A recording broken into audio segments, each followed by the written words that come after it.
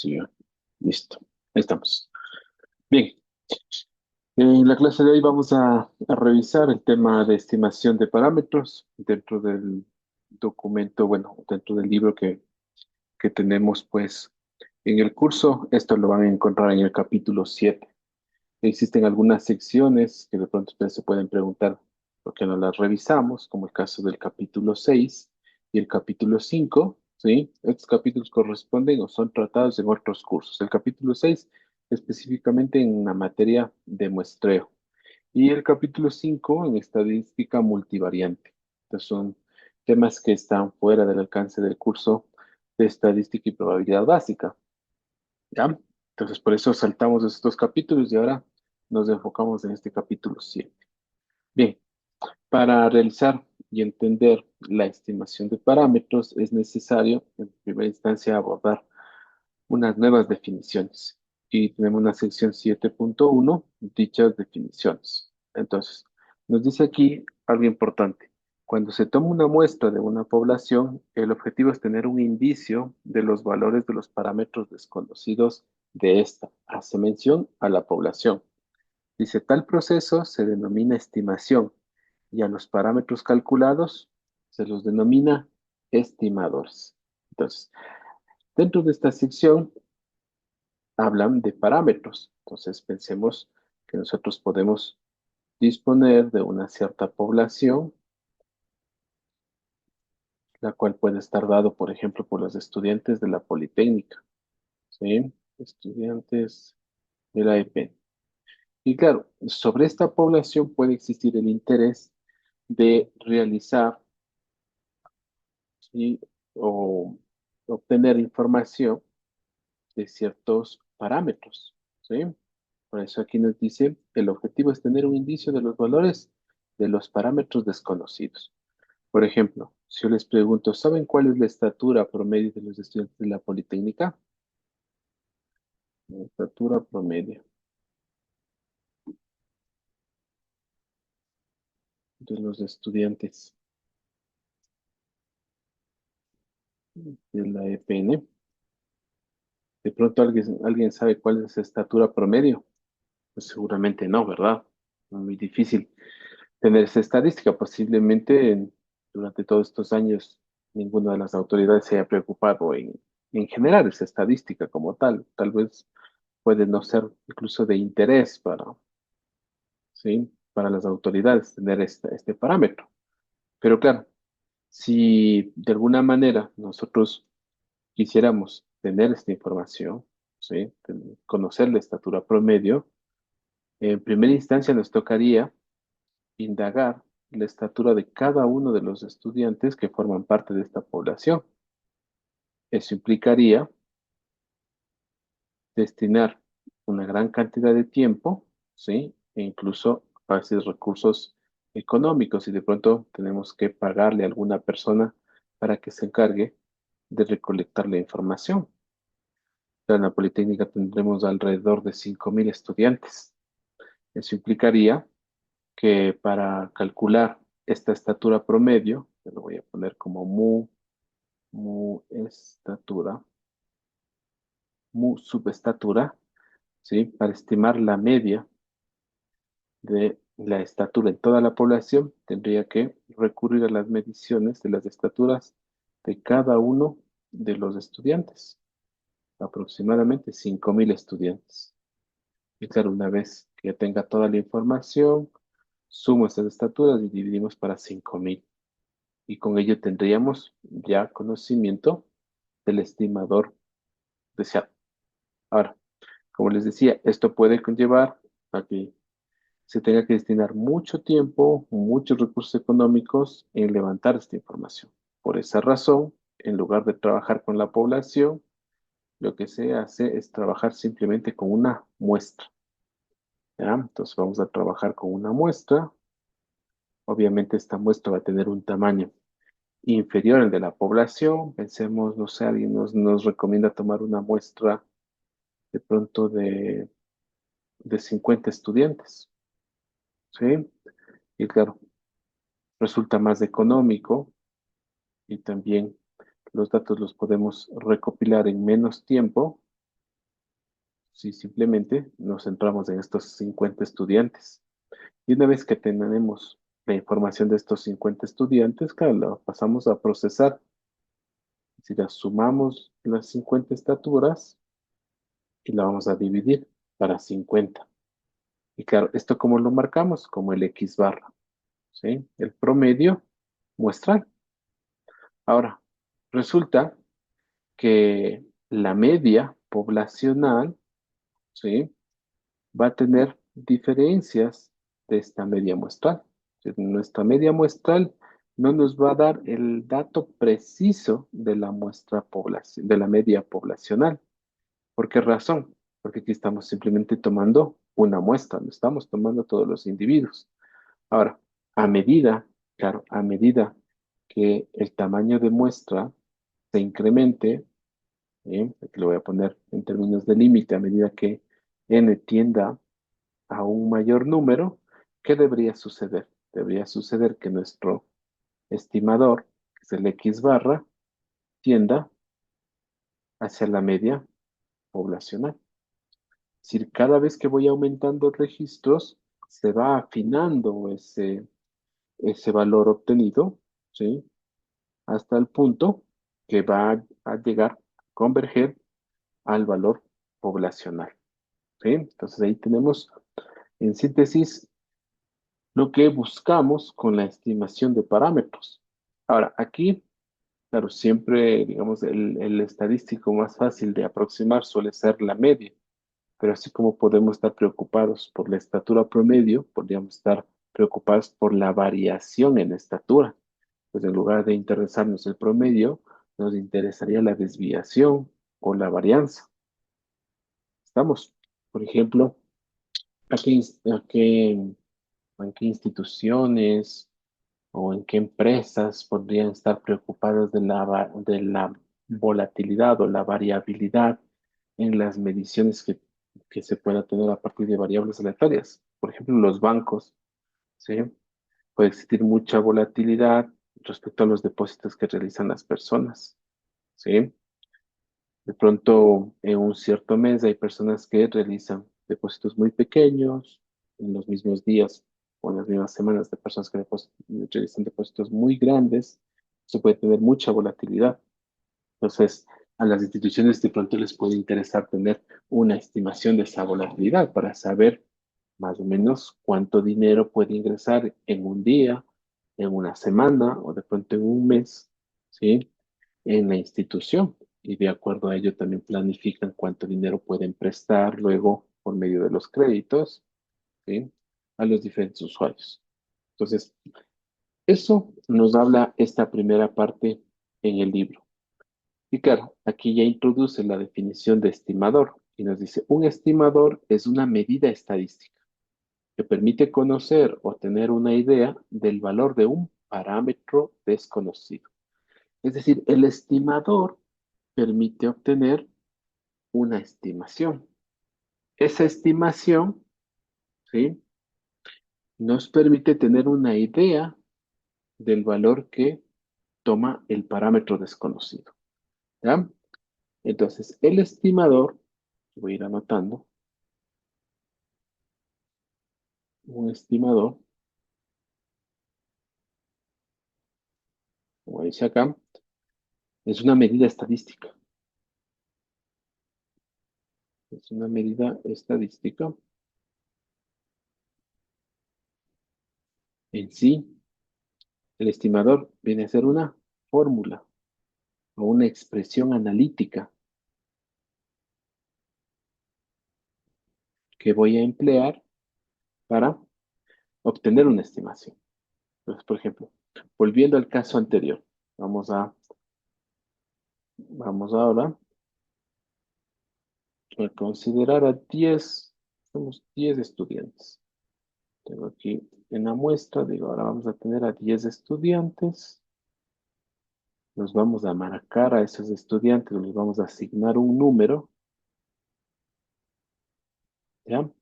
Y digo, mira, pensemos que el estudiante uno tiene una estatura de 1,65, 165 centímetros.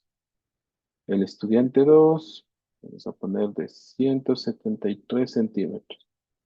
El estudiante 3, vamos a poner 185 centímetros. El estudiante 4, vamos a poner 100, 163, lo vamos a poner 163 centímetros. El estudiante 5, de 170 centímetros. Por acá un estudiante 6, de 168 centímetros. El estudiante 7, vamos a ponerle de 171 centímetros. Estudiante 8, vamos a ponerle de 159 centímetros. El estudiante 9, vamos a ponerle de 175 centímetros. Y el estudiante 10, de 180 centímetros. ¿Ya? Entonces ahí tenemos una muestra de la estatura de 10 estudiantes. Pues bien, ¿cómo podemos aproximar entonces la estatura promedio de todos los estudiantes de la Politécnica Nacional? Lo podríamos hacer a partir de esta muestra. Claro, sabemos que esta muestra tiene tamaño 10. Ahora, fíjense que por lo general, nosotros para calcular el promedio recurrimos a la fórmula del X bar. Y claro, es la fórmula del promedio muestral. Y para obtener esta estimación mediante la media muestral, lo que correspondería es a sumar los 10 valores de las estaturas y luego dividir para 10.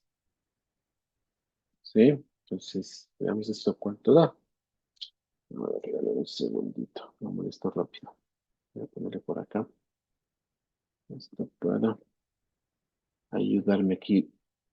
A ver, 165 más 173 más 185 más 163 más 170 más 168. Eso sumamos 171 más 159 más 175 y más 180. Ya tenemos 2, 4, 6, 8, 10 datos. Eso sumamos, nos da 1709 y esto habría que dividir para 10. Por tanto, tendríamos de resultado 170.9. 170.9 centímetros. Pues fíjense, aquí estoy utilizando una medida estadística, un estimador. A este le voy a marcar como el estimador 1, le voy a poner E1. Ahora, el, yo puedo dar otra expresión analítica que me permita, ¿sí?, obtener una idea de cuál es el valor que debe tomar esa estatura promedio del grupo. Entonces, fíjense aquí, voy a inventarme una nueva expresión, ¿sí? Y le voy a anotar, le podría poner simplemente como teta 1. Y teta 1, para calcular teta 1, ahora vamos a hacer lo siguiente. Vamos a tomar la primera observación, luego sumamos la observación del estudiante en la posición 4, luego sumamos la estatura del estudiante en la posición 7 y luego el estudiante que se encuentra en la posición 10. Por ejemplo, si aquí simplemente tomo 4 estaturas del grupo y esto lo voy a dividir para 4. Entonces, aquí ¿qué correspondería? Tomar la estatura del primer estudiante, 165. 165. A eso le voy a sumar al estudiante que se encuentra en la cuarta posición, que tiene estatura de 163. 163. Luego, le sumo al estudiante que se encuentra en la séptima posición. Dicho estudiante tiene una estatura de 171, como 171. Y luego debo sumar la estatura del estudiante que se encuentra en la décima posición. Sería 180. Sumo los 180 y a esto vamos a dividir para 4. ¿Cuánto me da como resultado? 169.75. Pues le anoto 169.75. ¿Ya? Alguien me dirá, pero ¿y por qué no podemos crearnos otra expresión analítica, claro que sí. Definamos ahora un teta 2. Por ejemplo, ahora le voy a dar más peso a alguna estatura en particular. También podría ahora tomar la estatura del estudiante en la posición 2 más dos veces la estatura del estudiante que se encuentra en la quinta posición, más dos veces la estatura del estudiante que se encuentra en la octava posición, y le sumamos la estatura del estudiante en la novena posición. Y ahora esto lo voy a dividir para 6. ¿Ya? Entonces volvemos a realizar los cálculos. La estatura del estudiante en la posición 2 es 173. 173 más. Luego tengo que multiplicar por 2 la estatura del estudiante en la quinta posición. Son 170 centímetros. Y 2 por 170. Luego, a eso tengo que sumarle dos veces la estatura del estudiante en la octava posición. Son 159 centímetros. Entonces, más 2 por 159 y más la estatura del estudiante en la novena posición, sería 175. Y todo esto lo dividimos para 6. ¿Cuánto me arroja? 167. Me arroja una estatura de 167,67 centímetros. ¿Ya? Y vamos a colocar una expresión más, teta 3.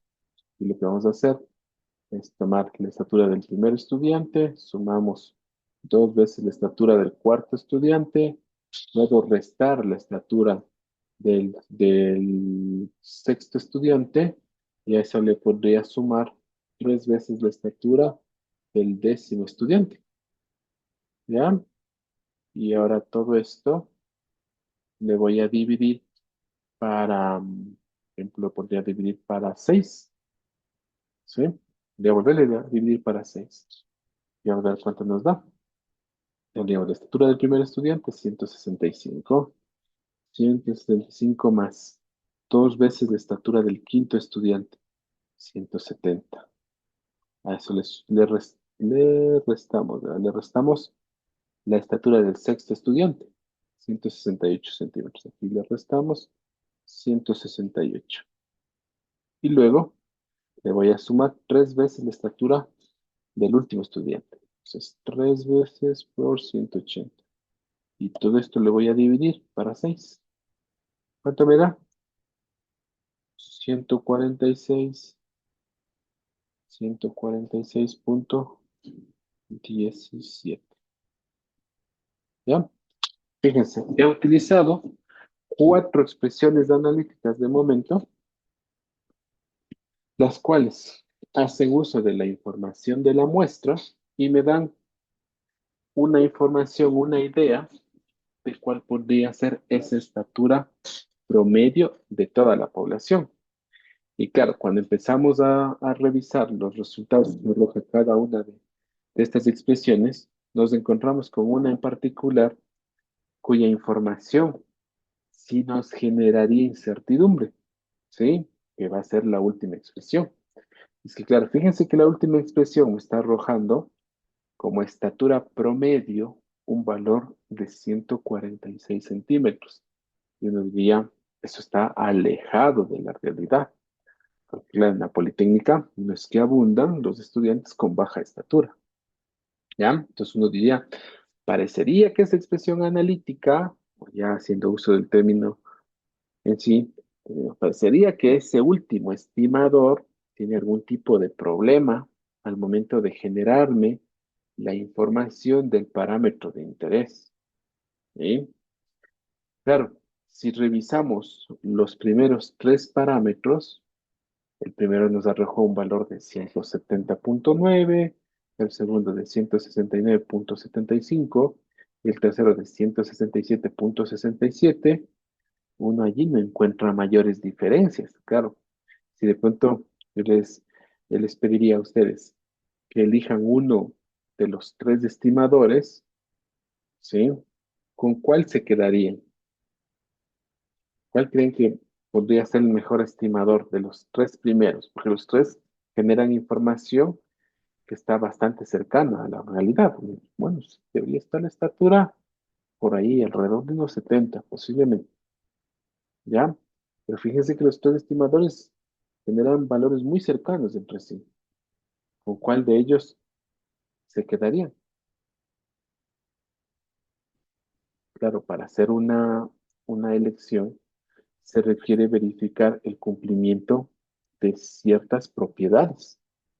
Uno diría, bueno, tal vez para esta muestra, ¿verdad? Tal vez para esta muestra, ¿sí?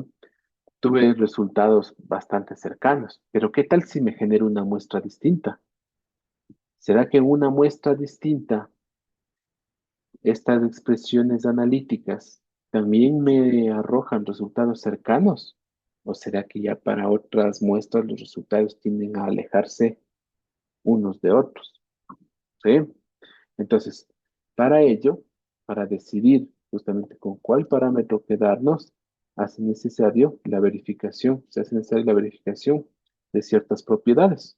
Esto lo tenemos igual en el documento y lo tenemos por acá. En la sección que dice estimación puntual y nos dice propiedades de los estimadores puntuales. Dice, lo importante de un estimador es que él pueda emplearse de manera confiable. ¿Sí? Este término importante, de manera confiable. Por ejemplo, que no difiera de manera apreciable del verdadero valor del parámetro poblacional. Claro, imagínense que de pronto viene una persona del extranjero, ¿sí? No sé, a realizar alguna actividad en una politécnica y pregunta cuál es la estatura de los estudiantes. Claro, lo que él espera es un resultado bastante confiable. Fíjense, si de pronto las autoridades desconocen esa estadística, ¿sí? La información de ese parámetro, rápidamente dicen, ubiquen a 10 estudiantes y utilicen esta última expresión para dar, pues, la información solicitada. ¿Qué implicaría? Y claro, vamos a estar subestimando la estatura de los estudiantes. La información que le demos a esta persona que viene de fuera, ¿sí? Va a diferir mucho de la realidad. Claro, si decimos, mira, la estatura de los estudiantes en promedio 146 centímetros, eso va a ser una idea de que la mayoría de los estudiantes tienen estatura baja. Y claro, cuando él empiece a observar a los estudiantes, va a decir, no, pues aquí no cuadra, ¿sí? No es confiable esa estadística que me han proporcionado, porque evidenció que hay muchos estudiantes que están superando los 160, 170 centímetros de estatura, ¿sí? Entonces, claro, este último parámetro no sería confiable.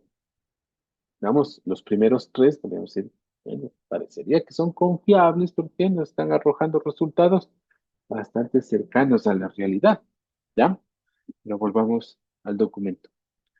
Entonces, para ello tenemos la definición de estimador insesgado.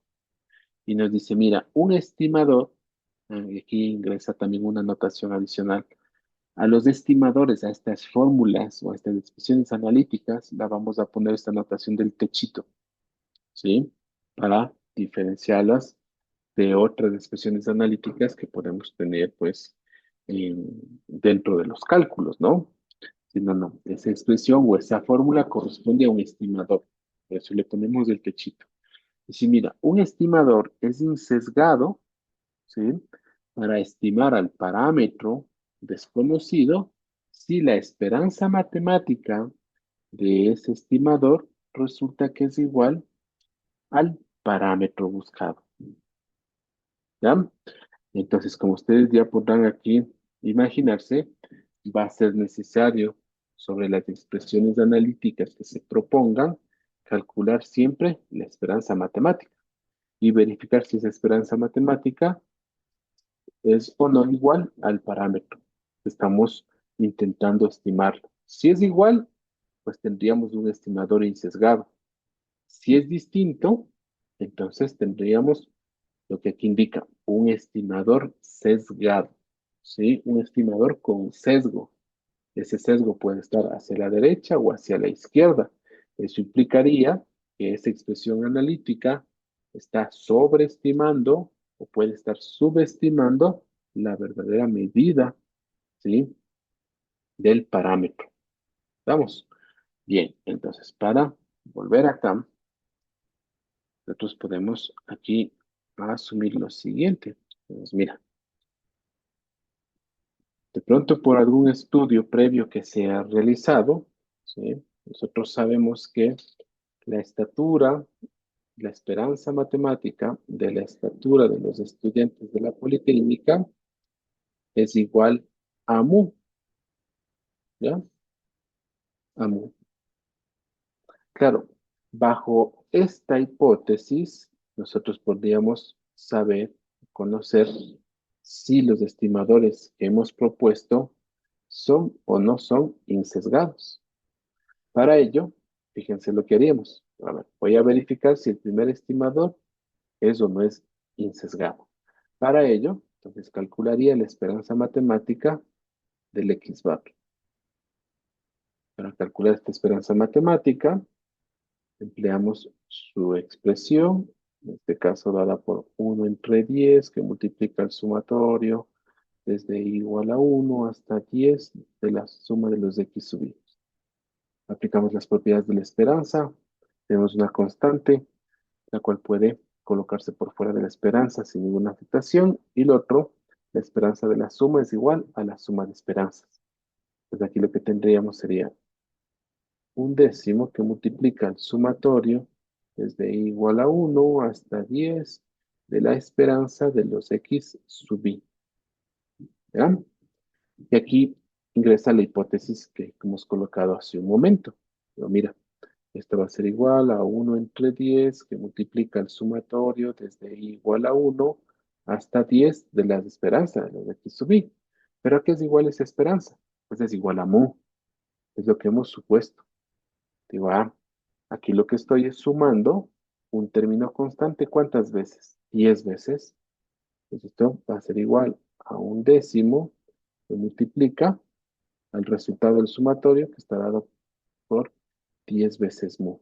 Simplificamos y simplificamos el 10 y esto va a ser igual a mu. Fíjense cómo en este caso la esperanza del parámetro resulta ser igual, perdón, la esperanza del estimador, un estimador, la esperanza del estimador resulta ser igual al parámetro desconocido. Entonces en este caso tengo que x sub barra es insesgado. Es insesgado. ¿Ya? Podríamos comprobar qué sucede con los siguientes estimadores. A ver, vamos con el segundo estimador. El estimador teta 1. Este va a ser igual a la esperanza matemática de la expresión que hemos utilizado para teta 1, que es x1 más x4 más x7 y más x10. Todo esto dividido para 4. ¿Ya?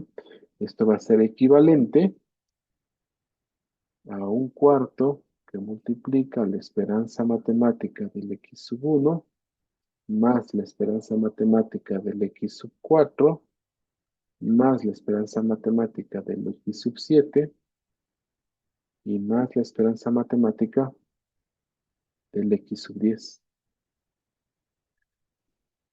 ¿Ya?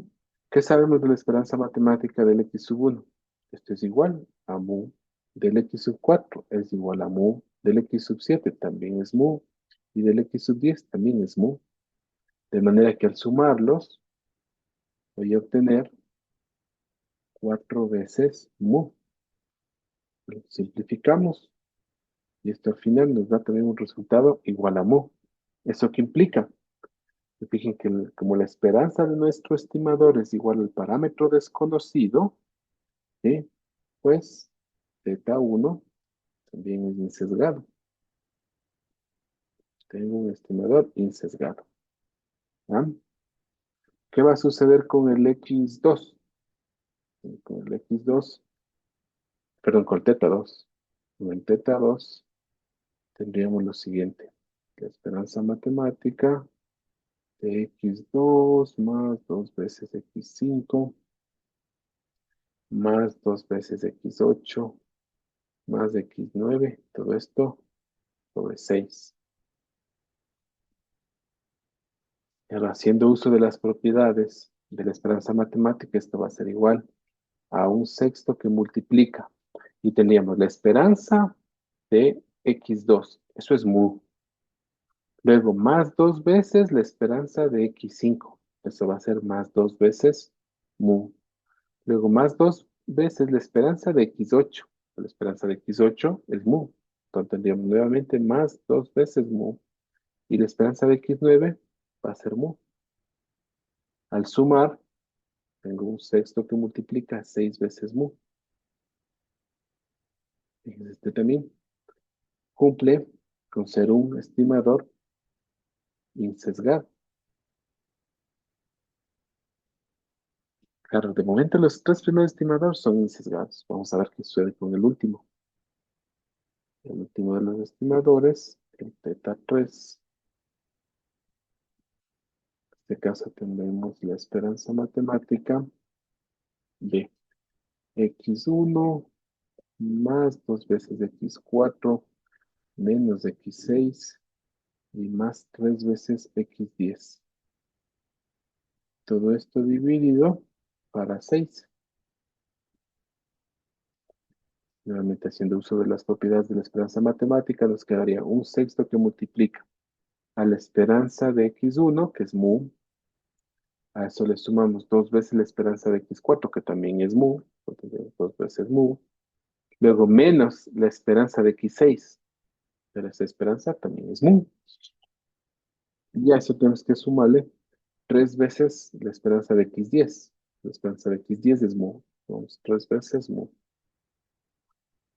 Simplificamos aquí. El final que nos da 2 y 3, 5. 5 sextos de mu. ¿Qué sucede? Que 5 sextos es menor a la unidad. Por tanto, 5 sextos mu va a ser menor a mu. Y fíjense que aquí no hemos logrado la igualdad. Y claro, como no hemos logrado la igualdad, resulta que este estimador teta sub 3 es sesgado. Y como es sesgado, claro, nos va a dar resultados no confiables. Y de hecho, aquí notamos que los resultados que nos va a arrojar son que son inferiores a los esperados. Y esto justamente se corrobora con los cálculos que se hizo hace un momento. Porque claro, los resultados que obtuvimos con este estimador pues, nos indicaban que la estatura promedio dentro de esa muestra, ¿sí?, arrojaba una estatura de 146 centímetros, ¿no? Pues, esa cantidad no se ajusta con la realidad. Claro, lo que pasa es que ese parámetro estaba subestimando la estatura del grupo, ¿sí? Claro, al ser un estimador sesgado, ¿sí?, me da información errada. Por tanto, ese tipo de estimador no lo puedo utilizar. Ahora, tenemos tres estimadores insesgados. La pregunta es, si sus tres estimadores cumplen con esa propiedad, ¿sí?, de ser insesgado, de darme una información confiable, ¿con cuál de los tres me quedo? ¿O puedo utilizar los tres? No, si tengo que darle información, en el caso de la estatura promedio, como un valor, tengo que decidirme por cuál de las tres opciones analíticas, ¿sí?, inclinarme para realizar el cálculo y proporcionar dicha estimación. Entonces, cuando se tienen varios estimadores insesgados, va a ser necesario introducir una segunda propiedad, ¿ya? Y de acuerdo a los hallazgos que se tengan con esa segunda propiedad, ya se puede decidir con cuál estimador quedarse. Nos veamos esa segunda propiedad que está al final de la página 203 y es la definición de estimador eficiente. Y nos dice, sean teta sub 1 y teta sub 2 dos estimadores insesgados. Nótese aquí que para avanzar en las definiciones, para poder hacer uso de la definición de estimador eficiente, debo estar seguro que ya los estimadores deben ser insesgados. De lo contrario, no tiene sentido, ¿sí?, calcular un estimador eficiente si estos no son insesgados. ¿Ya? Bien, entonces nos dice, sea teta sub 1 y teta sub 2, dos estimadores insesgados de teta.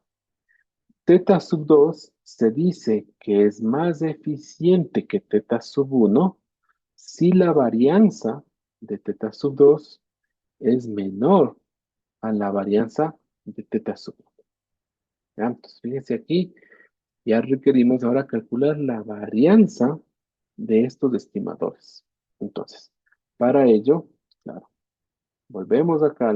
Hace rato habíamos introducido esta hipótesis de que la esperanza de los X sub i era igual a mu. Ahora también vamos a asumir que la varianza de los X sub i va a ser igual a sigma cuadrado. ¿Sí? Eso no implica que los X sub i provengan de una distribución normal. ¿Estamos? Eso hay que tener muy claro. Aquí simplemente digo, mire, estoy asumiendo que la esperanza es conocida y la varianza también es conocida y es constante. Y claro, por notación le voy a poner un sigma cuadrado. ¿Ya? Pues bien, entonces ahora nos vamos a ver obligados a calcular a más de la esperanza la varianza. Pero ya no vamos a calcular de los cuatro estimadores, sino simplemente de los tres primeros. ¿Por qué?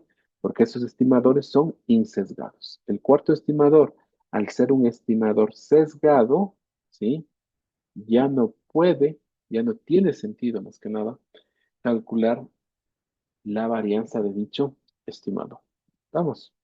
Entonces, me voy por acá por la parte inferior. Ahora, digo, mira, vamos a calcular la varianza de el X bar.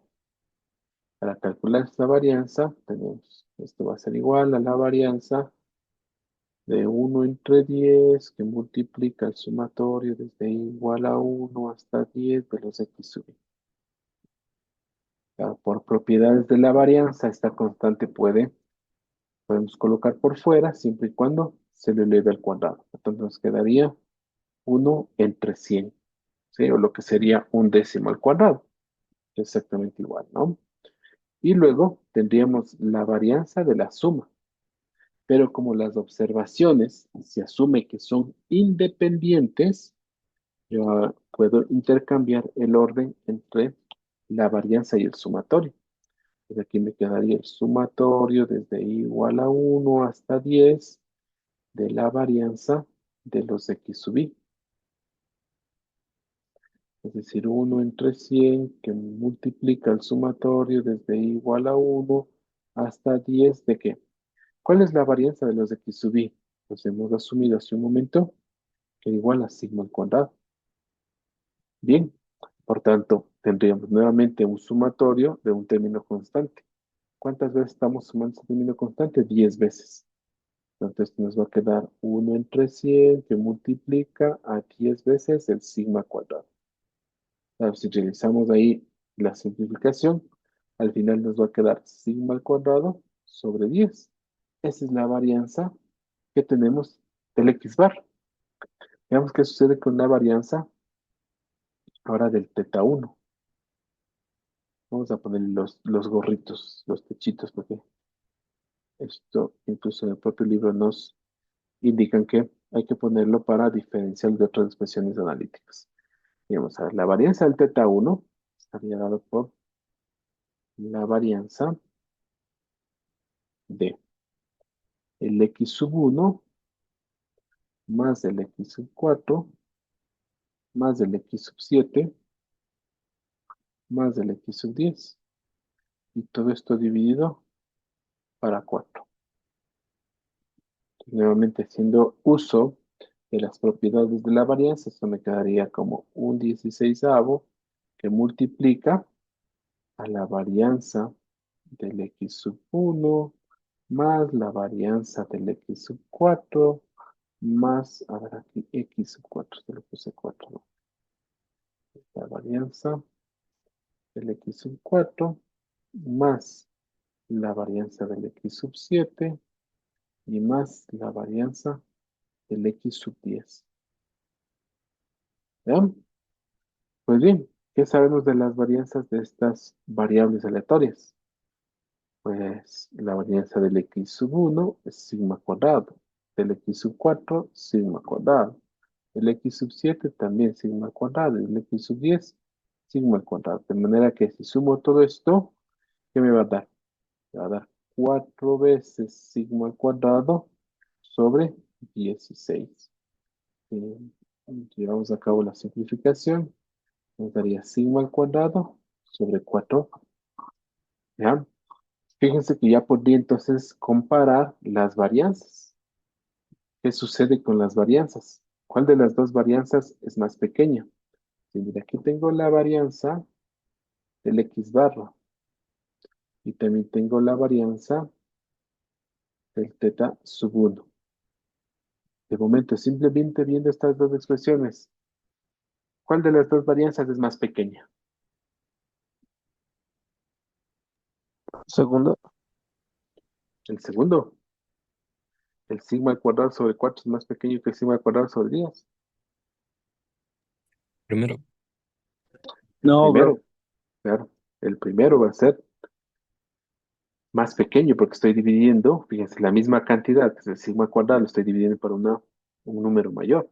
Entonces resulta que la varianza, ¿sí? Del x barra es menor a la varianza del teta sub 1. ¿Eso qué implicaría? Implicaría que el x barra, de momento, es más eficiente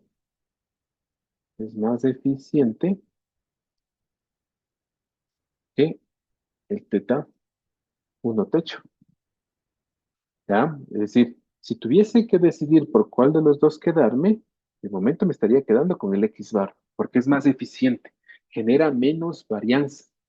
Ya vamos a entender en qué me beneficia esto de tener menos varianza o generar menos varianza en las estimaciones. Pero también me queda un tercer estimador, que aún no hemos calculado la varianza. Entonces, vamos ahora a la varianza de teta 2 techo. Esto va a ser igual a la varianza del x2 más 2 veces el x5 más 2 veces el x8 y más del x9 y todo esto dividido para 6. Pero igual haciendo uso de las propiedades de la varianza, esto me daría 1 entre 36 que multiplica a la varianza de x2. Luego tendría más la varianza de 2 veces x5. Nuevamente aplico las propiedades. El 2 puede salir de la varianza, pero me quedaría 4 veces la varianza de x5, porque recordemos que las constantes salen de la varianza, pero elevadas al cuadrado. Lo mismo pasaría en el caso de la variable x8, tendríamos más 4 veces la varianza de x8 y más la varianza de x9. ¿Ok? Entonces recordar que cada una de estas varianzas nos genera un sigma cuadrado. Entonces al final, ¿qué tendríamos? Si vamos sumando, tendría sigma cuadrado más 4, sigma cuadrado más 4, sigma cuadrado y más sigma cuadrado. Eso al final me da 10 sigma cuadrado sobre 36. Ahora puedo simplificar la mitad 5, la mitad 18. Esto me daría 5 sigma cuadrado sobre 18. ¿Ya? Entonces recuerden que de los dos estimadores anteriores, la varianza del sigma cuadrado, ¿sí? Era menor. La varianza del primer estimador era menor. Ahora yo les pregunto nuevamente, digo, mira, tengo la varianza del x bar y la varianza del teta sub 2 techo. ¿Cuál de las dos es más pequeña? Voy a subrayar en azul. Digo, mira, si tuviese que comparar esas dos opciones, ¿cuál de las dos es más pequeña?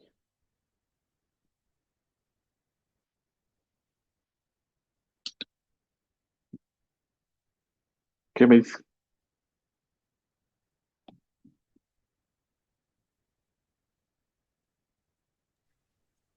La de sigma cuadrado sobre 10. Exactamente. Sigma cuadrado sobre 10 sigue siendo inferior a 5 veces sigma cuadrado sobre 18. Es claro, como el sigma cuadrado es constante, simplemente nos interesaría saber cuál es la relación de un décimo con 5/18. Y claro, un décimo nos da 0,1 y 5/18 eso nos daría algo cercano a 0,3, ¿no? Vamos a calcularlo aquí. 5 entre 18, ¿cuánto nos da? Sí, 0,27, ¿no? 0,27. Y hace sentido que justamente 0,27 sea mayor al 0,1. ¿Ya? Entonces, esta parte no debería generarles ninguna complicación. Estamos simplemente haciendo uso de la aritmética básica, ¿no? Para comparar dos cantidades. Entonces, en esta parte también concluimos que el X barra es más eficiente, es más eficiente que el teta 2 techo. Claro, en resumen, ya en resumen, decimos, mira, el X barra es el estimador más eficiente, ¿ya? Ustedes podrían eh, plantearse alguna otra expresión similar a las que acá se han propuesto, ¿sí? Cualquiera. Las expresiones pues, podrían plantearse y verificar el cumplimiento de estos dos criterios. ¿Sí?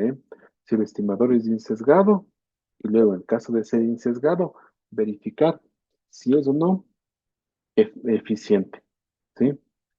Entonces, resulta que, claro, nos podemos pasar toda la tarde dando aquí expresiones analíticas y no vamos a encontrar ninguna expresión que sea ninguna expresión analítica o ningún estimador que sea insesgado y a su vez sea más eficiente que el X barra.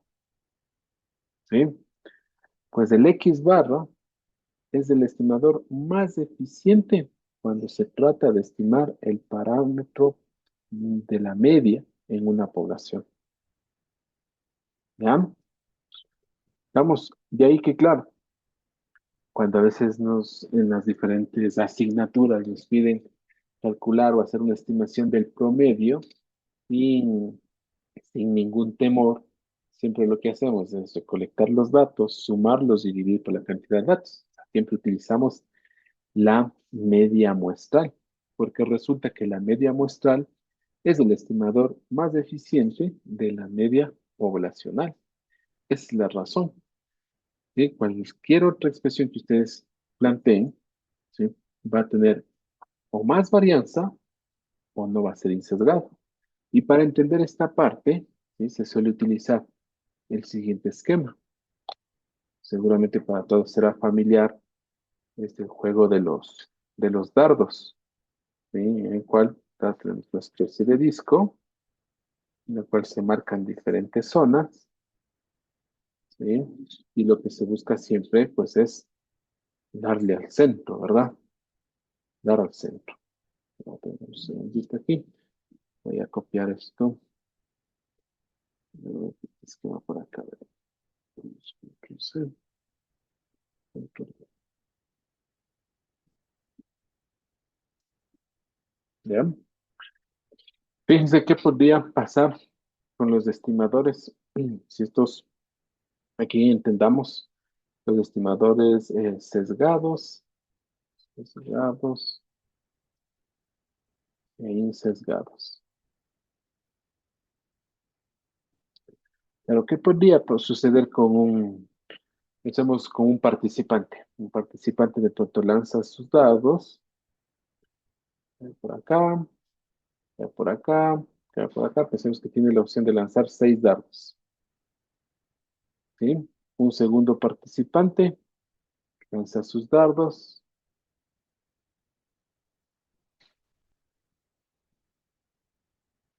Fíjense, de momento, vamos a ponerle, este es el participante A, para que el participante B. De momento, ¿cuál de los dos participantes considerarían que va ganando?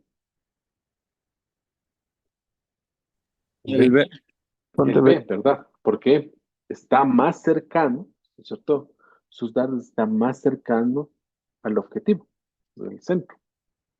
Claro, de pronto podríamos tener ahora un participante C.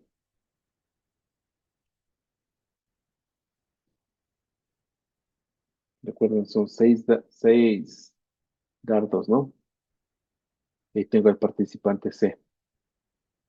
Ahora yo les pregunto, ¿cuál de los tres va ganando?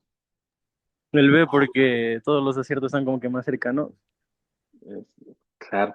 Fijémonos justamente ahí en el tema de la variabilidad, ¿sí? De la variabilidad. Diría, mira, si tengo solo estos tres participantes, ¿sí? El participante A lo descarto, ¿ok? Sus resultados están muy alejados de lo esperado. Claro, aquí tendríamos el caso, si quieren verlo así, de un estimador. Este lo veríamos como si fuese un estimador. Estimador sesgado. Sus resultados tienen sesgo, ¿sí? Ahora, claro, el tema es que tengo dos estimadores que son insesgados. Sus resultados están muy cercanos al centro. Pero claro, ahí en cambio prevalece el tema de la volatilidad o la varianza. ¿Qué voy a preferir? Voy a preferir aquel estimador que me genere resultados cercanos al centro y que no varíen mucho entre ellos, o voy a preferir un estimador que me genere resultados que están cercanos al centro, pero hay una gran diferencia de uno y otro resultado. Claro, ahí viene justo este otro criterio de estimador eficiente. ¿Sí? Entonces, para ponerlo acá, digamos, mire, el estimador eficiente es aquel que está cercano, ¿sí? Al centro, al objetivo, y sus resultados no difieren mucho, pero aquel estimador que es insesgado,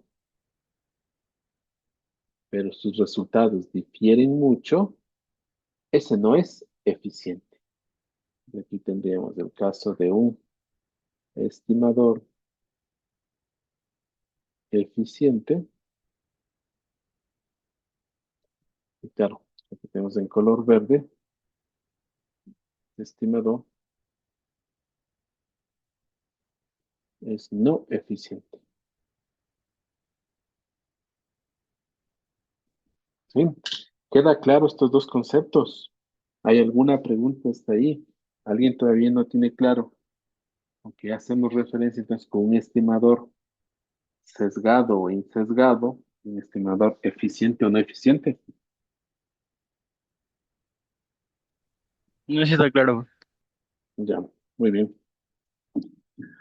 muy bien. Fíjense que incluso aquí yo podría aprovechar este computador, podría hacer unas simulaciones.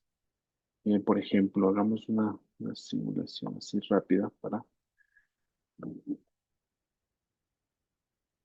una simulación del promedio de la estatura, una simulación de la estatura promedio, estatura promedio de los estudiantes de la EPN.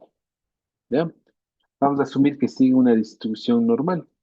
No, mira, saquémonos, no sé, saquémonos unas muestras, como lo habíamos dicho hace un momento, de 10 estudiantes. ¿Cuál creen que sea la estatura mínima de un estudiante en la Politécnica en centímetros? 1,45. ¿Ya? 1,45. ¿Y cuál creen que sea la estatura máxima? 1,80 tal vez. ¿Ya? Vamos, póngale 1,90 ya, por ahí. Fíjense, cuando hago esto, ¿sí? Me estoy generando 10 resultados, ¿sí? Que provienen de una distribución uniforme en donde el valor más pequeño es 145 y el valor más grande es 190. Yo digo, mira, claro, en la Politécnica yo podría sacarme una muestra. Pensemos, esta primera muestra de 10 estudiantes podrían ser de la Facultad de Ingeniería Eléctrica. La segunda muestra de la Facultad de Mecánica. Alguien puede decir, oye, ¿por qué no sacas de otras facultades? Pues sacar de otra facultad, digo, no sé, de el SFOT, por acá, no sé, de química. Y así podría pasarme sacando muchas muestras, ¿sí? Pero claro, a mí no me interesa simplemente sacar las muestras, sino procesar esos registros obtenidos de la muestra. ¿Y qué es lo que buscamos? La estatura promedio. Pues en primera instancia, yo podría decir, mira, calcula la media. Yo calcula la media de la muestra. Ah, en una primera muestra de 10 individuos, obtengo una estatura promedio de 170 centímetros con 29. Luego, miren, una segunda muestra, obtuve como estatura promedio ahora 171 con 30. Vuelvo a ejecutar. Miren, otra muestra, de pronto 171 con 76. Y es que, claro, si las muestras son distintas, todas ellas de tamaño 10, no tienen por qué arrojarme el mismo resultado. Y es que, claro, no estoy considerando a los mismos sujetos cada vez que selecciono una muestra del tamaño 10. Entendamos como una muestra de 10 estudiantes de eléctrica, una muestra de 10 estudiantes de mecánica y así, puedo ir sacando diferentes muestras. Alguien podría decir, pero ¿y puedes crearte muestras con otro criterio? Sí. Mira, por ejemplo, puedo de pronto recurrir al listado de estudiantes que se encuentran en orden alfabético y digo, tomemos a los primeros 10 estudiantes de dicho listado, ¿sí? O de pronto ya no lo hacemos en orden alfabético, sino vean a partir del número de la cédula. Digo, mira, seleccionemos aquellos estudiantes cuyo último dígito es igual a 8 y de ahí tomemos 10 estudiantes. O de pronto no están de acuerdo con eso, digo, bueno, llamemos a los estudiantes de primer semestre y de ahí seleccionemos 10 individuos. Bueno, o sea, hay varios criterios por los cuales yo podría seleccionar las muestras. A eso voy. ¿Ya? Ahora, ¿qué va a suceder con estas muestras? Si yo recreo, ¿sí?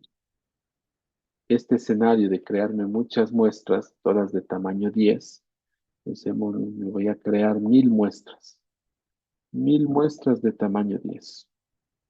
Un segundito aquí. Y cada vez que me selecciono una muestra, ¿sí? Le pido que me calcule el promedio de esa muestra. Aquí tendría los resultados de la estatura promedio de las 1000 muestras. ¿Sí? Digo, bueno, esto lo voy a almacenar en un vector y voy a realizar el gráfico. Voy a graficar. No, mira, me gustaría. Bueno, un segundito, a ver. Esto tiene que ser un histograma. Un segundito, a ver si me sale. Sí. Ejemplo, histograma. No, es gráfico de densidad.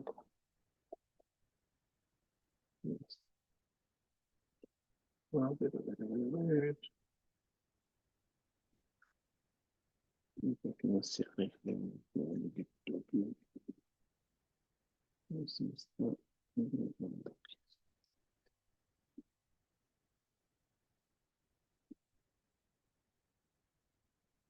Mm, mm, A ver, no sé por qué no se me haga el gráfico, la curva. Bueno, dejémoslo así.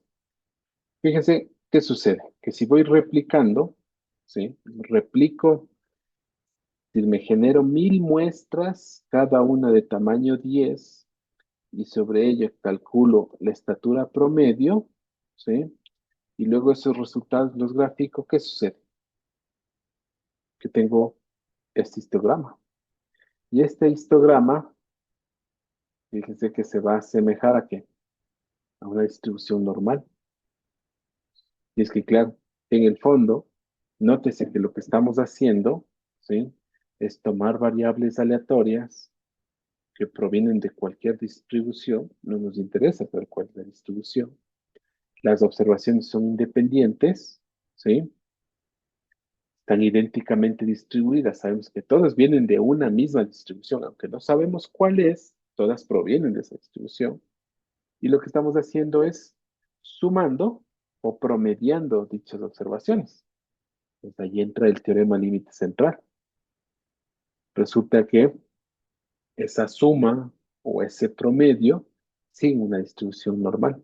Fíjense, y eso se observa aquí en el gráfico. Acá le puedo incrementar de pronto el número de muestras, ya no 1000, sino 10.000, y va a ir mejorando justamente el ajuste de esta distribución. Cada vez se va a asemejar más a una normal. ¿Ve? Te lo puedo seguir replicando para otros valores. Vamos, ¿ya? Bien, ahora, ustedes me dirán, bueno, sí, ahí has hecho el caso con, eh, con el estimador X bar. Pero ¿y qué sucedía con los otros estimadores?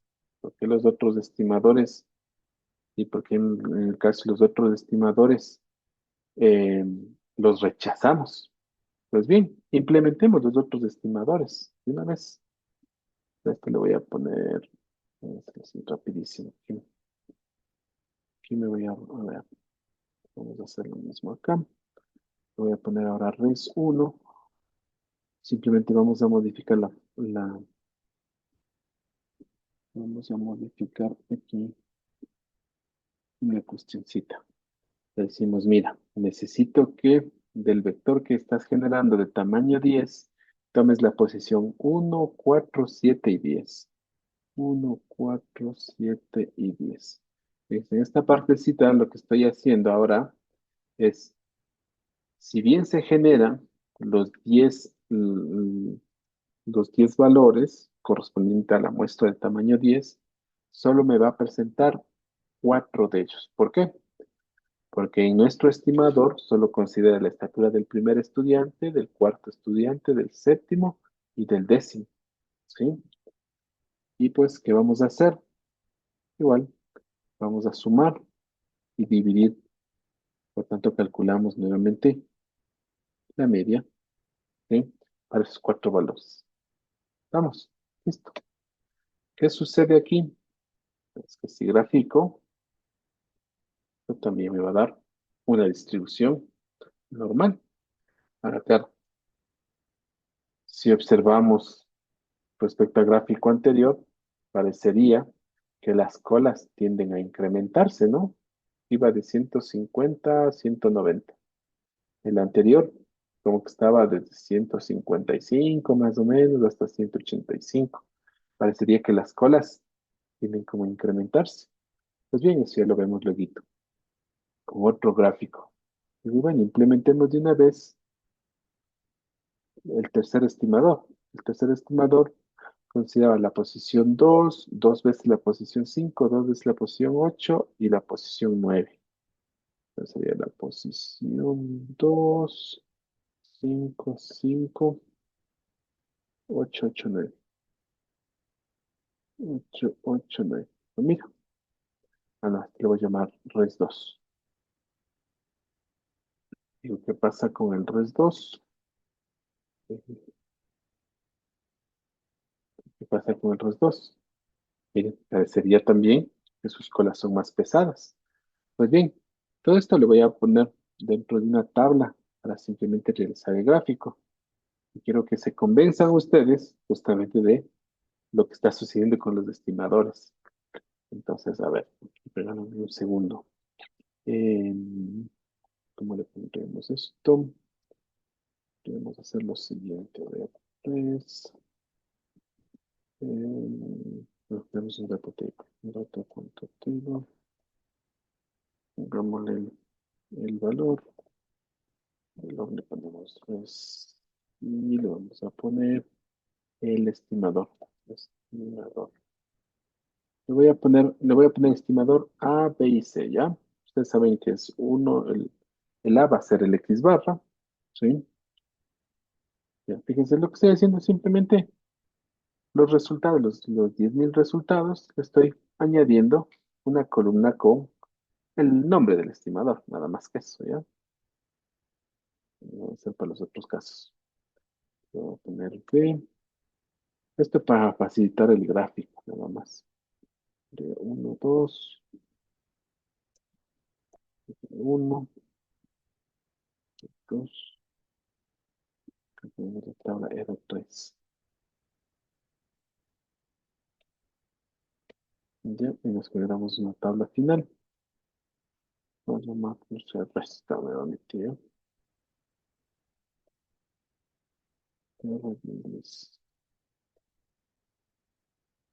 Aquí uno, el R1, el R2, el R3. Todo esto para ahora tener en una sola tabla los 30.000, los 300.000 registros, ¿sí? En donde 100.000 de ellos pertenecen al A, 100.000 al B y 100.000 al C. Y con eso ahora voy a poder graficar los tres a la vez. Pues vamos a hacer lo siguiente. Y voy a invocar una función que es ggplot. Pues aquí lo que le voy a pedir que grafique va a ser este valor. ¿Sí? Que genere grupos de acuerdo al estimador. Y también asigne un color de acuerdo al estimador. Y le voy a pedir que me ayude con gráfico de densidad.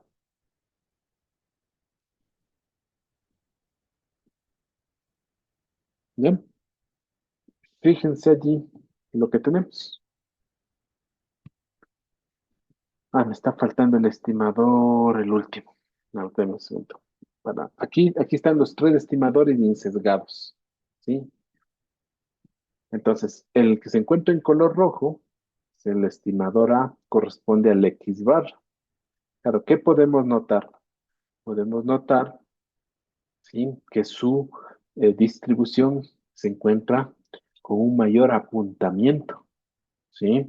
Es más, es más puntona la distribución. ¿Eso qué implica? Que la mayoría de valores está concentrado alrededor de su medio. Fíjense qué pasa con sus colas. Sus colas, ¿sí? Son muy pequeñas, son muy cortas, lo cual implica que tiene menos variabilidad respecto a los otros dos estimadores. Fíjense las colas de los otros dos estimadores. Son, ¿sí? Más, más gruesas, ¿sí? Entonces tienen más variabilidad. Vamos.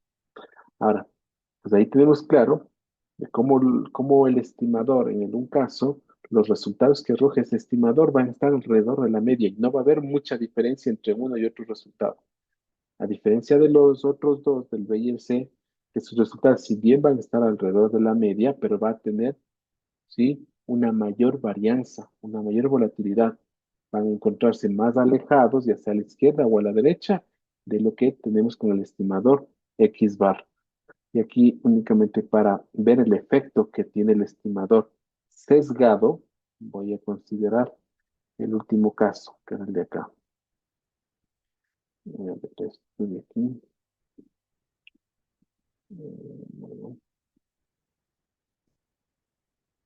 voy a ponerle res 3. 1010, y de aquí tengo que tomar el 1, 2,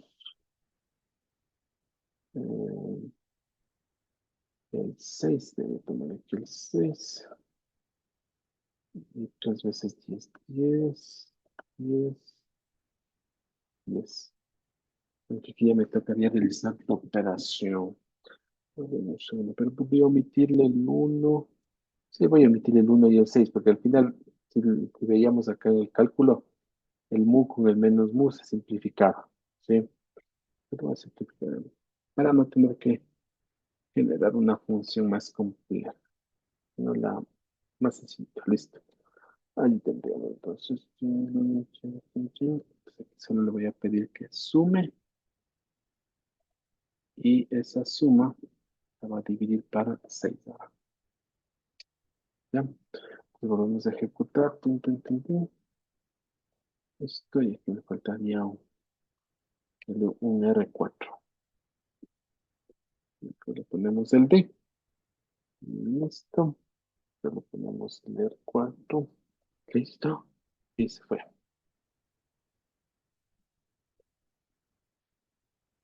A ver.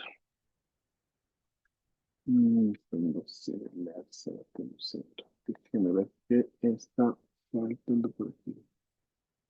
Dos, cuatro, cinco, sí. Estoy sumando, está bien. Sí. Tres, uno, dos, tres. Ah, aquí está fallando. Si algo está mal, algo está mal. No podía darme los mismos resultados. Ahí sí. Ahí sí me convence el resultado. Fíjese, ¿qué sucede con las distribuciones? ¿Qué sucede con la distribución que se encuentra en color lila? El estimador de respecto a las otras distribuciones. Se aleja del promedio. Se está alejando del, claro, se está alejando del valor verdadero. Y el valor verdadero más o menos está por aquí. Claro, como provienen de una distribución uniforme, de acuerdo a los datos que hemos nosotros mismos colocado, que eran 145 y 190, el valor esperado, la media de una distribución uniforme, ¿cómo la calculamos? Como la suma de los extremos dividido para dos, ¿no? Mira, claro, 167,5 debería ser el valor esperado, el real, ¿sí? Pero ¿qué pasa con nuestro estimador D? Nos está arrojando valores muy, muy alejados. De hecho, el promedio de los valores que, que otorga ese estimador está en 140.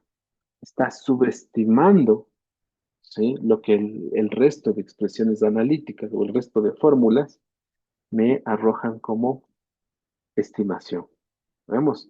Entonces, claro, cuando nosotros tenemos estimadores insesgados, a esos los desechamos, ¿sí? Porque sus resultados no son confiables para nada. Directamente los rechazamos. Y en cambio, ya cuando tenemos estimadores insesgados, lo que nos vamos a preocupar, como en el caso anterior, como en el caso anterior, a ver, puedo volver a la gráfica anterior, aquí. Fíjense, aquí tenemos el caso de tres estimadores sesgados. Pues ahora, para saber con cuál de ellos quedarme, me baso en la variabilidad que tiene. Y me quedo con el más eficiente, el que tiene menor varianza. ¿Estamos? Bien. Entonces, con esta parte espero que quede más claro lo que estamos haciendo, ¿sí? Los conceptos que hemos revisado hasta el momento. No sé si tienen alguna pregunta, si no avanzamos. No, perfecto. No, bro. Bien, entonces avanzamos. Inge, Sí, si el estimador, el que rechazamos de que está sesgado, estaba hacia la derecha, ese quiere decir que estaba sobreestimando, ¿cierto? subestimando, porque te está dando valores más pequeños. No, no, pero si estuviera al otro lado, Ah, si ahí estaría estuviera al otro lado sobreestimando. estaría sobreestimando, claro. Y Ah, eso, ya, eso, gracias. fíjate, eso lo pondríamos, si quieres, aquí mismo. Ay, ¿cuál está? Pues, ¿cuál está aquí? Mira, si en lugar de dividir para 6, esto lo divido tan solo para 3, ¿sí? Vamos a tener el caso de un estimador que sobreestima, en cambio.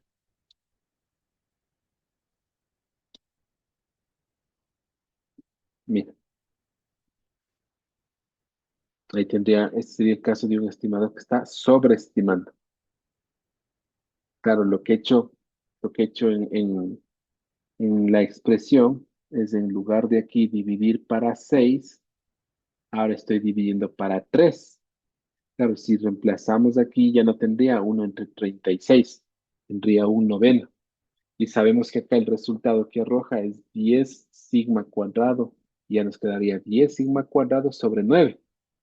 Claro, si vamos acá, yo diría, mira, ahora en el último caso tengo un 10 sigma cuadrado sobre 9, no un 10 novenos.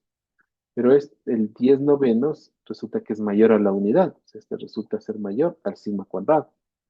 Pero el sigma cuadrado es mayor al,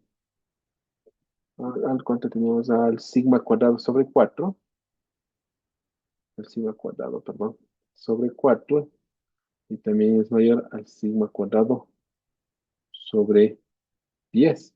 Primero tiene una volatilidad altísima, pero antes que la volatilidad, también nos vamos acá a la esperanza del estimador. Entonces ya no tendríamos aquí un sexto que multiplica 5 veces mu, sino tendríamos 5 mu sobre 3. Y resulta que 5 tercios mu es mayor a mu. ¿Sí lo ves? Entonces los resultados que te está arrojando el estimador son mayores a qué? Al esperado. Por eso es que estaría sobreestimando. En el otro caso, en el que vimos hace un momento en que teníamos 5 sextos de mu, 5 sextos es menor a la unidad. Entonces, lo que nos estaba arrojando ese estimador siempre era algo menor a lo esperado. Por eso está subestimando. No sé si con eso queda claro. Sí, gracias. Perfecto. Bien. Entonces, vamos ahora a los métodos de estimación. Los métodos de estimación puntual son dos, ¿sí? Los que se estudian, aunque existen más métodos, ¿sí? Muchos de ellos de una complejidad bastante alta, ¿sí? Aquí se revisan dos métodos bastante sencillos, ¿ya? Empezamos por primero, que es el método de los momentos.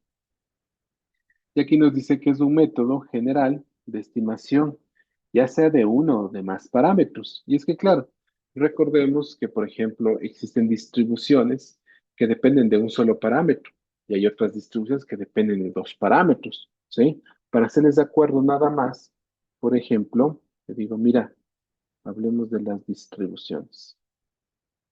Distribuciones. Es lo más temido por ustedes de momento. Mira, a ver. Si X, por ejemplo, proviene de una distribución uniforme continua, ¿cuántos parámetros se requieren conocer de esta distribución? Pues dos, ¿verdad? Se necesita saber cuál es el valor más pequeño, que está dado por A, y cuál es el valor más grande. Dos parámetros, ¿sí? Ahora, si les digo, mira, X proviene de una población Poisson, ¿cuántos parámetros se requieren en una Poisson? Pues uno, el lambda. De decir, oye, X proviene de una distribución exponencial. ¿Cuántos parámetros se requieren exponencial? También uno, el lambda. Pero mira, no sé, X ahora proviene de una binomial.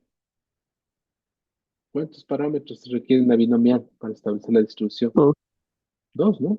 N y P. Si vemos, pues hay distribuciones tanto continuas como discretas, porque esto resulta, lo que estamos estudiando aplica para todo tipo de distribución. No se limita tan solo a las continuas o a las discretas, no, no, sirve para todo. ¿Eh? Y claro, existen distribuciones con dos parámetros o con uno, e incluso existen distribuciones con más parámetros. Son distribuciones que, claro, no las hemos estudiado en el curso porque no son parte del contenido como tal, pero existen distribuciones con tres, cuatro parámetros. ¿Estamos? ¿Ya? Entonces, nos dice, es un método general de estimación de uno o más parámetros y se basa en la idea de tomar como estimador de la media a la media muestral. Creo que esto debería estar como subrayado, no sé, ustedes lo anotan en su formulario, se lo tatúan en el brazo, como gusten, pero esta frasecita es la clave de este método. Porque dice, se basa en la idea de tomar como estimador de la media a la media muestral, como estimador de la varianza a la varianza muestral y así sucesivamente.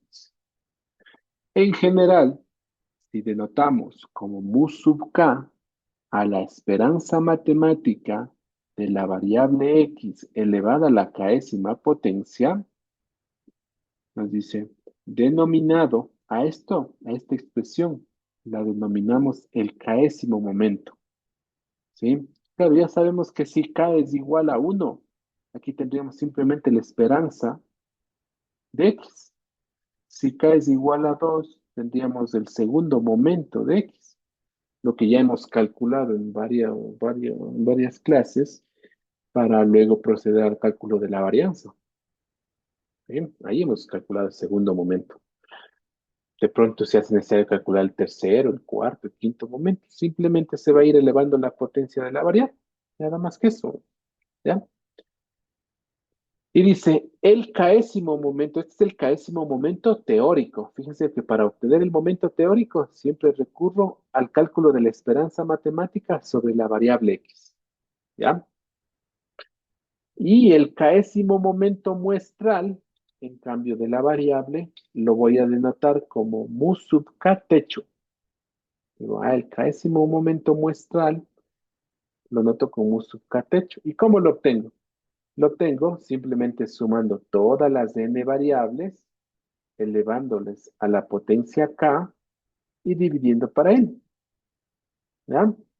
Y luego, ¿qué nos dice? Entonces, igualamos los correspondientes momentos teórico y muestral. Es decir, lo que hacemos es que el mu sub k sea igual al mu sub k techo. Y resolvemos la ecuación resultante para beta. ¿Ya? Dice, el inconveniente de este método es que los estimadores obtenidos muchas veces son sesgados. Es un método que no siempre va a proporcionar estimadores insesgados, que es lo que siempre buscamos. En algunos casos nos va a dar estimadores sesgados y ya pues no serviría como tal, ¿no? Vamos. Pues bien, pues bien. Veamos, veamos aquí un par de ejemplos. A ver, deme un segundito de donde tengo ejemplos de esto. Parece que tengo por acá. El overlay. Dame un segundito. No, no he demostrado esto.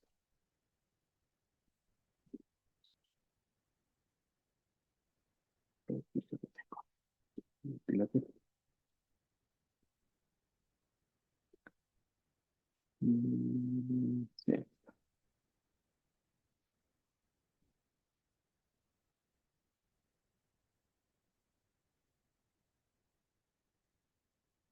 ya aquí tengo un caso, por ejemplo. Meto los momentos. Ya. A ver, voy a copiar este ejercicio, ¿ya? Lo voy a poner en el OneNote y lo resolvemos. Y además este ejercicio también lo encuentran en el libro, ¿no? En el libro lo encontrar. Listo. Entonces fíjense lo que nos dice aquí. Sea x sub 1, x sub 2, x sub n una muestra aleatoria con función de densidad, la que se presenta allí. Fíjense que la función de densidad nos dice que toma un valor de el número euleriano elevado a la menos x más teta. Esto si x es mayor o igual al teta. El teta es un número real. En otros casos, o sea, cuando el x es menor al teta, la función de densidad toma el valor de cero. ¿Ya? Y nos dice, bueno, calcule la esperanza de x y obtengo un estimador de teta mediante el método de los momentos. ¿Sí? Pues yo les voy a resumir aquí el método de los momentos en tres pasos. El primer paso, el primer paso suele ser el cálculo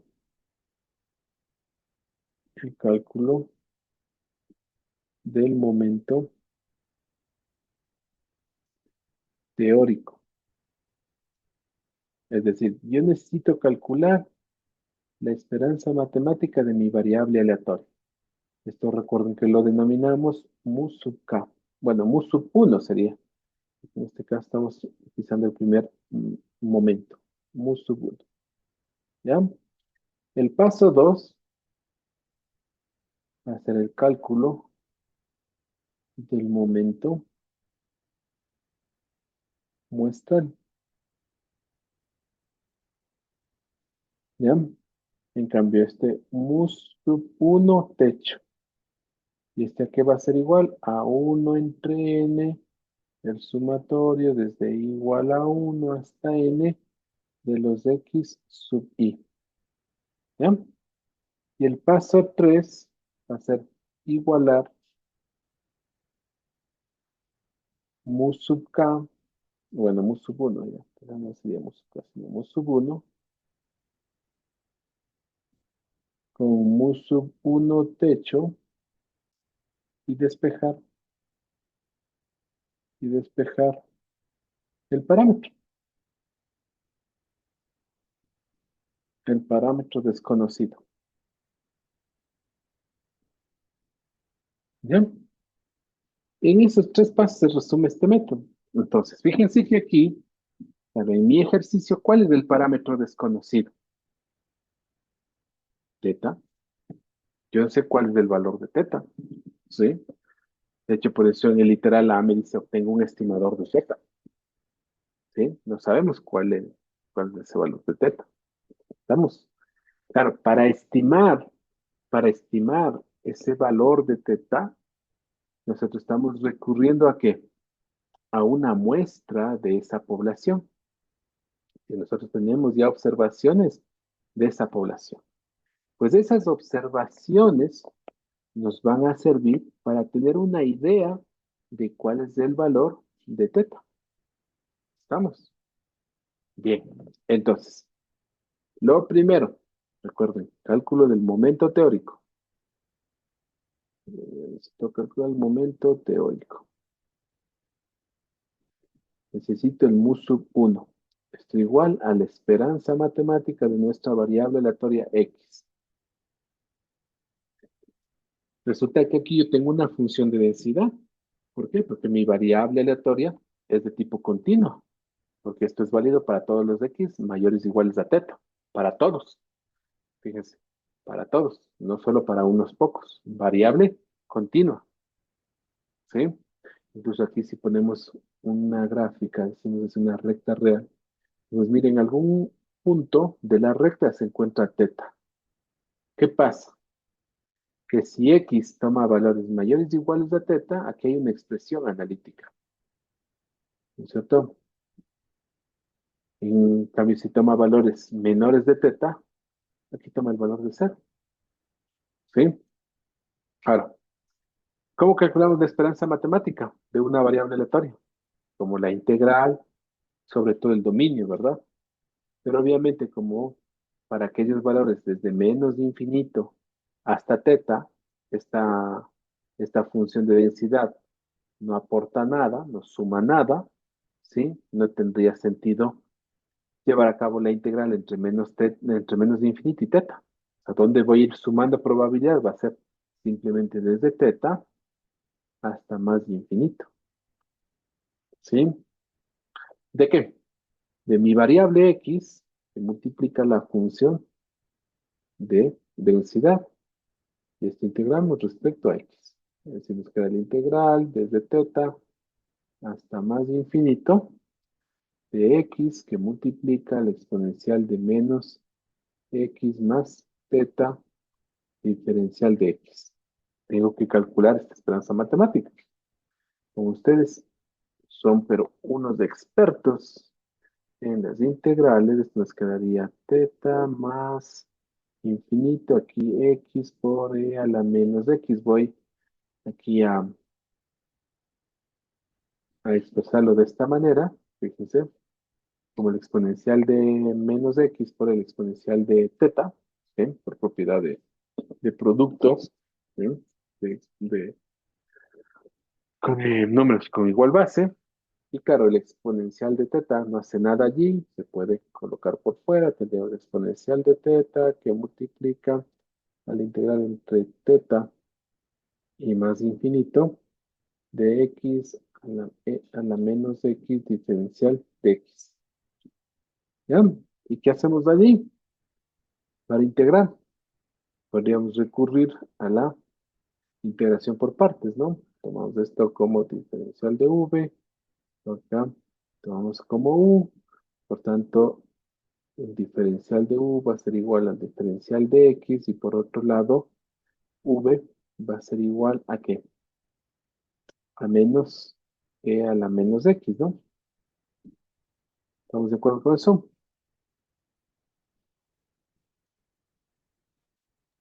Sí. Pues bien, entonces nos quedaría u por v, sería x por, bueno, menos x por e a la menos x, este evaluado entre teta y más infinito. Y eso habría que restarle la integral desde teta hasta más infinito de v por d1. Entonces tendríamos aquí, miren, este menos con este menos, ya tendríamos más e a la menos x diferencial de x. ¿Ya? Al final, esto ¿qué nos va a quedar? Ya cuando llevamos a cabo la sustitución, tendríamos, claro, ¿qué sucede cuando aquí vamos a sustituir más infinito? Tendríamos menos, bueno, menos infinito por e a la menos infinito. ¿Qué pasa? Y claro, este tiende a cero, es una función exponencial que tiende rápidamente a cero. Por tanto, cuando evaluamos en infinito toda esta expresión, se anula. Tendríamos luego menos por este menos más, y nos quedaría teta por e a la menos teta, ¿no? ¿Ven? Y luego, ¿estamos de acuerdo ahí? Ahí nos estamos olvidando de algo. Se nos pasa por... Que todo esto estaría multiplicado, recuerden, por el e a la teta que lo sacamos de acá, ¿no? ¿Ven? Ya, entonces, esto nos quedaría así más. La integral, aquí nos quedaría el menos, y tendríamos menos e a la x, y tendríamos la integral, ¿sí? Y esto habría que evaluarlo entre teta y más infinito, ¿ya? Y todo esto por e a la teta. Entonces al final esto que nos va a quedar, ya multiplicar, nos quedará acá teta más.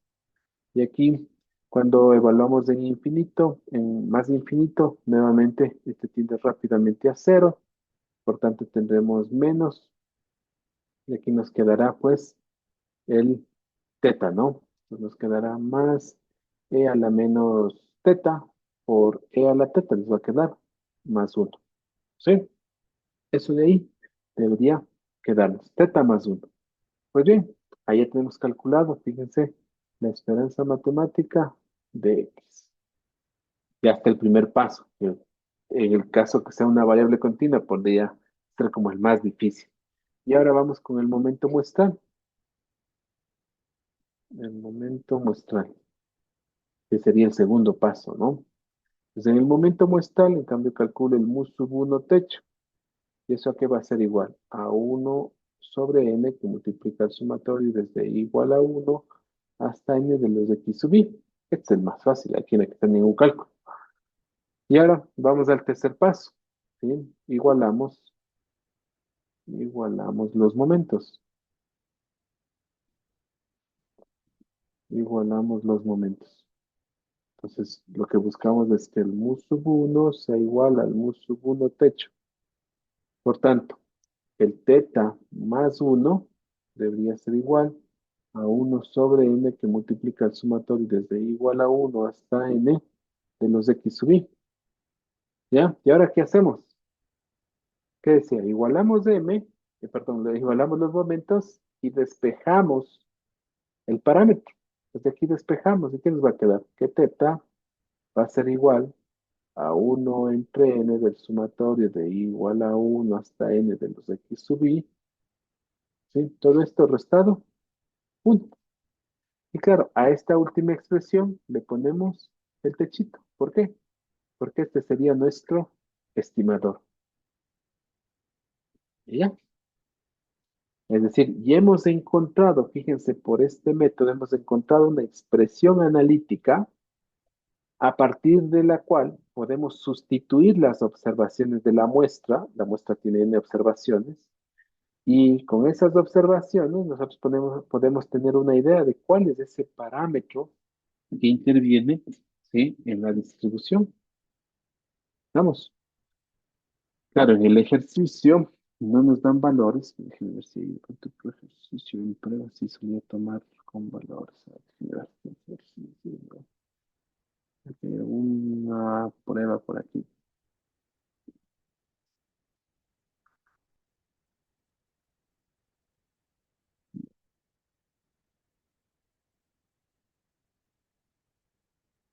No estoy la misma.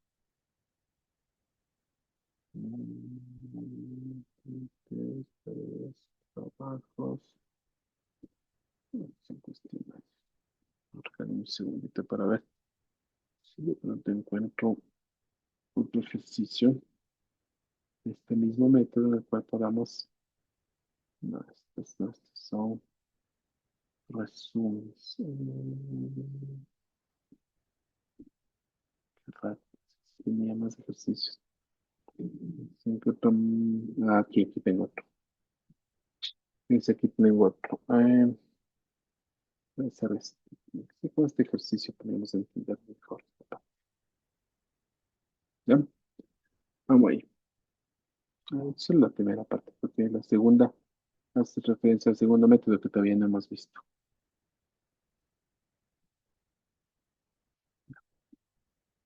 A ver, lo voy a pegar acá. Ahora vamos a trabajar con una variable aleatoria discreta. Ya no es continua, es discreta. Entonces dice, suponga que X es una variable aleatoria discreta con ley de probabilidad, la que ustedes observan allí. Fíjense que nuestra variable aleatoria puede tomar cuatro valores: 0, 1, 2 y 3. Y la probabilidad de que tome alguno de esos valores está dada por la expresión que se muestra allí. 2 tercios teta, teta tercios, 2 por uno menos teta tercios, uno menos teta tercios. Es decir, nosotros desconocemos cuál es el valor de teta, ¿sí? Y claro, al desconocer cuál es ese valor de teta, desconocemos cuál es la probabilidad de que pueda obtener alguno de esos valores, ¿sí?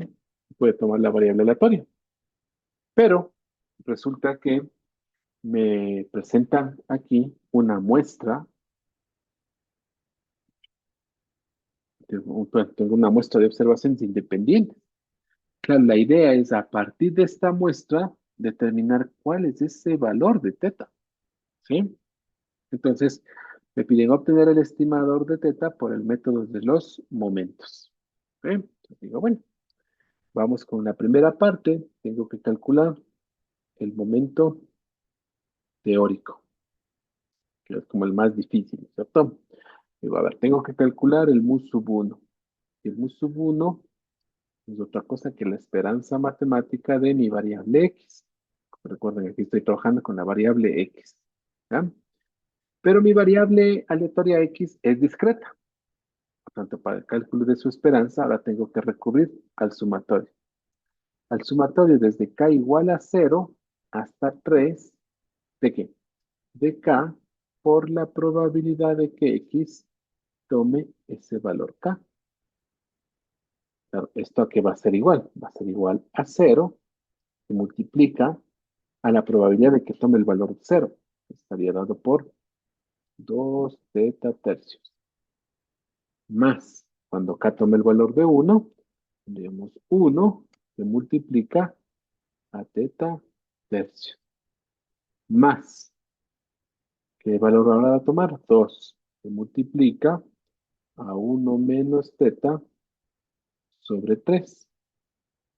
Más, ¿qué valor ahora va a tomar? El valor de 3 que multiplica a la probabilidad de, a ver, aquí me está faltando un 2. Tenemos un segundito, aquí me está faltando un 2. Aquí tenemos 2 por 1 menos teta. Ahí estamos bien. En otro caso es 3 por 1 menos teta sobre 3. Porque recordemos que para el cálculo de esperanza lo que hacemos es tomar cada uno de los valores y multiplicamos por su correspondiente probabilidad, ¿verdad? Y eso vamos sumando. Bien, el primer término, ¿qué es esto? Déjame ver algo hice. Ya. El primer término, pues, Se anula, esto es 0. De manera que, ¿qué me va a quedar? Tendría teta tercios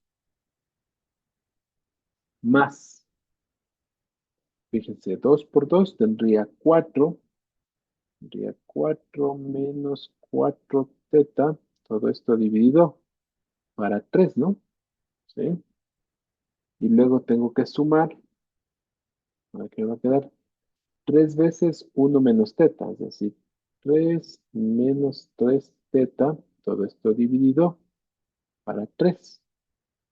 ¿Sí? Lo vemos. Ya tendríamos todo allí resuelto.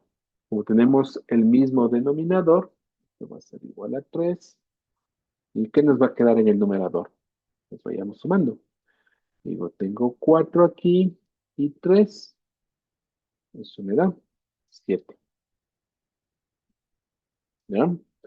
Y por otro lado, ¿qué tenemos? Tengo teta, ¿sí? Tengo menos 4 teta y menos 3 teta. ¿Qué me va a dar en total? ¿Qué nos daría? Menos 6 teta. Menos 6 teta, ¿no? Vamos, menos 6 teta. ¿Ya? Pues al final, ¿qué nos estaría dando? Demos un visto, verificar que todo no me he jalado antes de avanzar. Producto de tercios, 2, 1, sí. Ya, perfecto. Entonces nos daría el 7 tercios menos 2 teta, ¿no? Así nos quedaría. ¿Ya? Pues bien, fíjense, entonces ya tenemos nuestro momento teórico. ¿Ya? ¿Qué nos está faltando ahora? El momento muestral.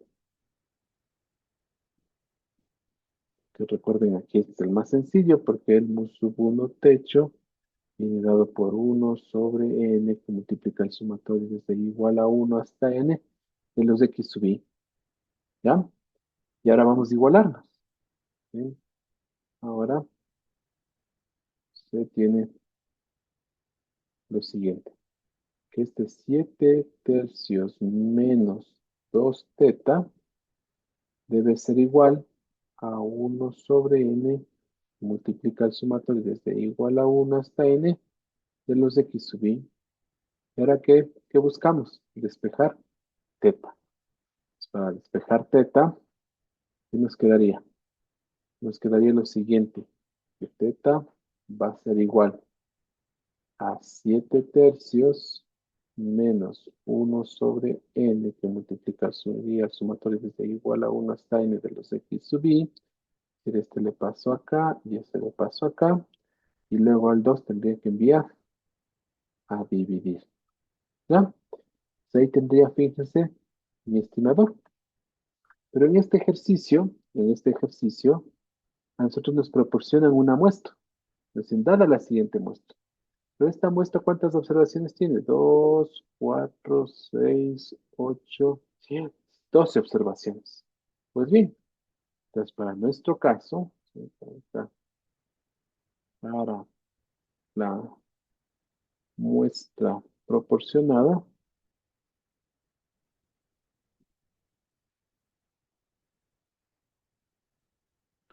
se tiene lo siguiente. Se tendría que el estimador estaría dado por 7 tercios menos, ¿cuántos dije? Eran 12, no me acuerdo. 2, 4, 6, 8, 10, 12, sí, 12. Esto sería igual a 1 entre 12. El sumatorio desde igual a 1 hasta 12 de los x sub i. Y todo esto dividido para 2. Pues bien, nos quedaría 7 tercios menos, claro, ¿cuánto nos da la suma? Vamos a sumar. A ver, tengo 3 y 0, 3 y 2, 5, 6, 9, 11, 12, 14, 15, 18, 20. La suma me da 20. ¿Ya? Entonces aquí tendríamos 7 tercios menos 20 sobre 12. Esto habría que dividir para 2. ¿Ya? Claro, si queremos en la parte del numerador igualar los denominadores, esto bastaría multiplicar por 4 y esto también por 4 para no alterar la expresión, pero 4 por 3, 12, tendríamos el mismo denominador. En el numerador tendríamos 4, 7 por 4, 28 menos 20, nos quedaría 8 doceavos, ¿sí? Y todo esto habría que dividir para 2. Por eso aplicamos medios con medios, extremos con extremos, y eso nos va a dar 8 entre 24, o lo que sería equivalente a un tercio, ¿sí? Entonces, fíjense, nuestro parámetro sería igual a un tercio. Por tanto, ¿sí? Por tanto, la distribución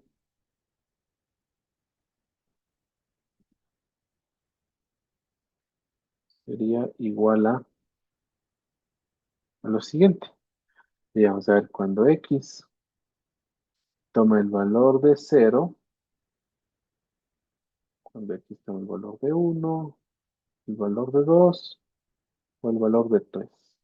¿Cuál es la probabilidad? Cuando toma el valor de 0, recordemos que teníamos 2 teta tercios, pero teta vale un tercio. Por lo tanto, ahora tendríamos 2 novenos. Mira, la probabilidad ha sido 2 novenos. Cuando toma el valor de 1, tenemos teta tercios, pero teta como vale un tercio, sería entonces un noveno.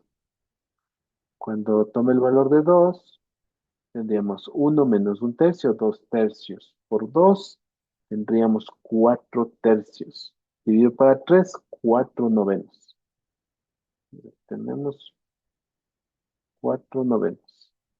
Y para el valor de 3, tendríamos 1 menos un tercio. Eso nos da 2 tercios. Dividido para 3, 2 novenos. ¿Ya? Y efectivamente tenemos una ley de probabilidad. Si sumamos las probabilidades, nos va a arrojar un valor de 1. Listo. Entonces, como pueden notar, los pasos a seguir siempre son 3. ¿Sí? Ya sea que la variable sea de tipo discreto o de tipo continuo, siempre buscamos el momento teórico a través del cálculo de la esperanza matemática. Luego, igualamos con el momento muestral, que de forma genérica asumimos que vamos a tener n observaciones, ¿sí? Despejamos el parámetro y en el caso que se nos proporcione una muestra, pues sustituimos esa muestra en el parámetro para conocer el valor. Y eso es todo lo que se hace en esta parte. No sé si alguien tiene alguna inquietud, algo que no esté claro, pueden preguntar en este momento.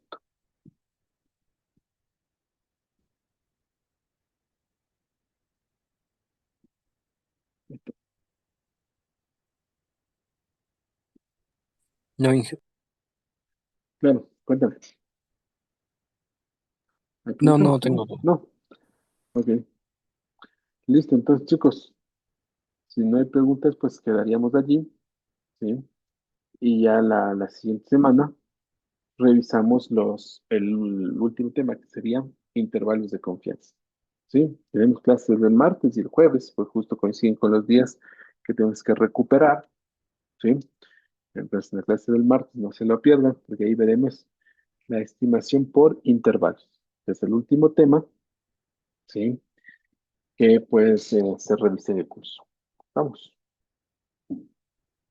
Listo, chicos. Les agradezco mucho. Disculpe, ¿Sí? Inge, disculpe, la otra semana igual es martes o el jueves igual se cambia al viernes.